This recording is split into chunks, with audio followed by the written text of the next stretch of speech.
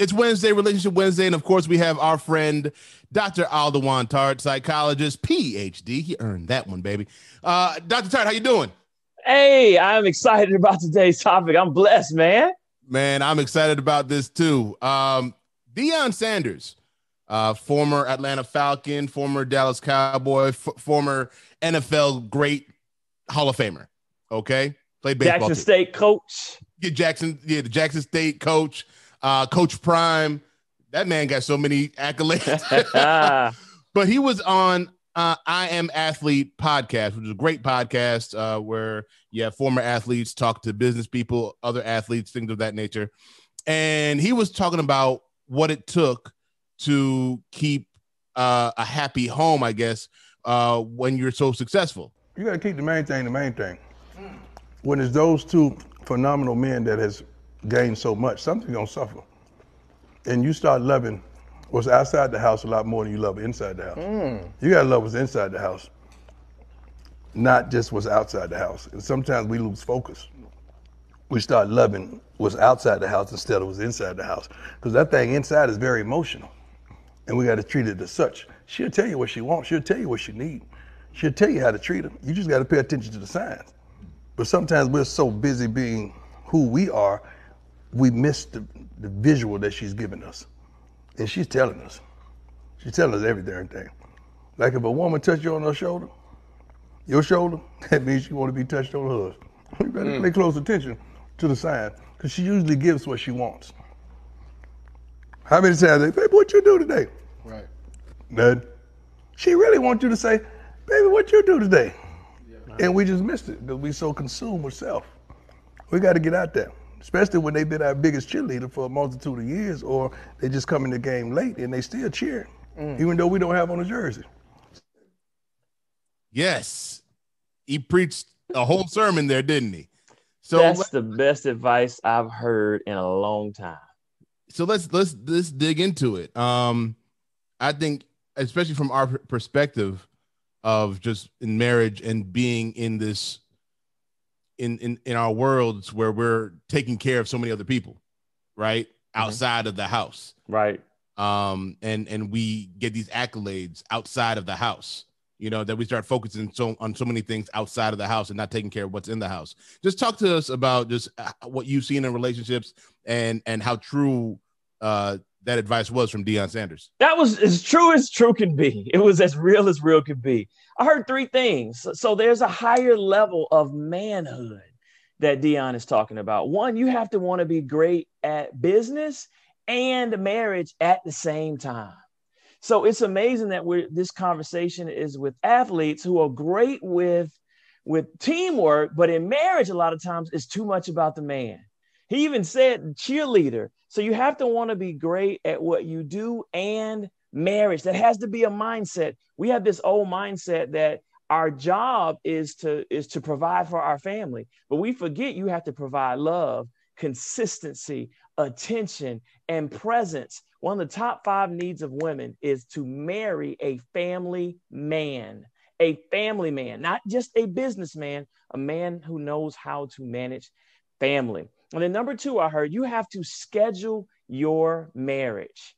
He said we love everything outside the home more than we love inside the home. So we have workout scheduled.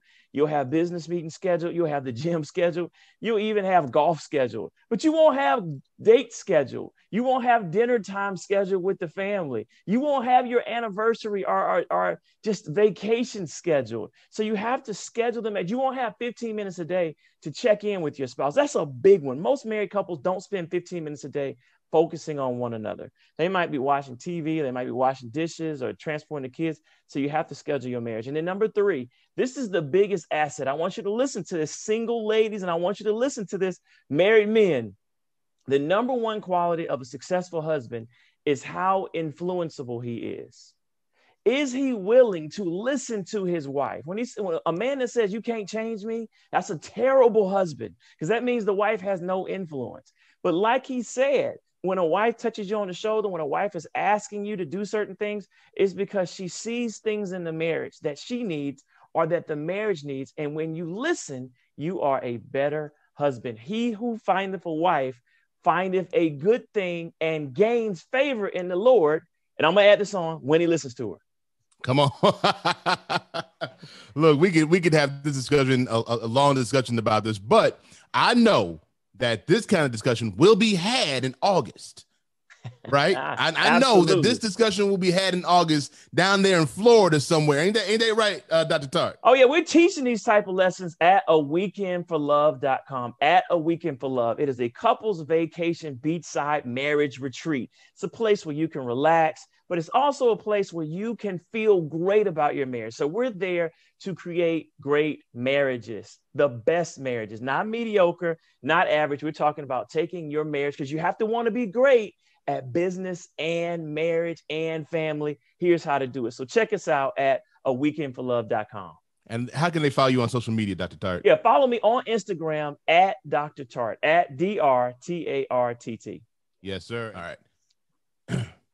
You know what? The funny thing is, Dr. Tartt, is that I think that a lot of us, especially men, we say, you know, God, family, business, but in most of our minds, we usually put God, business, family in that order, even though we don't, even if it's like, you know, not consciously, it's what we do, because business takes care of the family. You know what I'm saying? So I think that, you know, even though we want it to be family first above business, we treat it as such, as business first, then family, because we want to provide for our family. Right. But I think we do the business for our family. So we say we want to put food, we work to put food on the table for whom? The family. So right. Family is actually above business. It's above business. But what happens is, when you think about your young son, man, he'd rather have 75% of the money and 25% more attention and time and presence. Your wife, the same thing. Now, she'd rather not choose, and we don't have to. But when we are intentional, when we want to be Barack Obama versus Diddy, all right, when we want to be Steph Curry versus someone else, you see what I'm saying? When we want to actually manage both, these are family men. You see these men with their families. Even when Barack was president, he had time with his family. Now, how can you be president of the United States and be a family man, and any of us have an excuse? We can't. It's really about priorities. And that's where you see the higher level of marriage is a man that's at work saying, nah, I can't do the Tuesday meeting. It's Taco Tuesdays at the crib. All right. Now we can do it Wednesday. We can do it Monday. You know what? I can't do that. I take my son to baseball practice on Thursday night. So we're going to have a business meeting. It needs to be on the way home after the game, or we need to do it before the game starts. But I don't miss my son play baseball. When your priorities are there, you can succeed at what you have scheduled. And what you have scheduled is the true priority. You don't have to choose. God works in abundance. You can do both.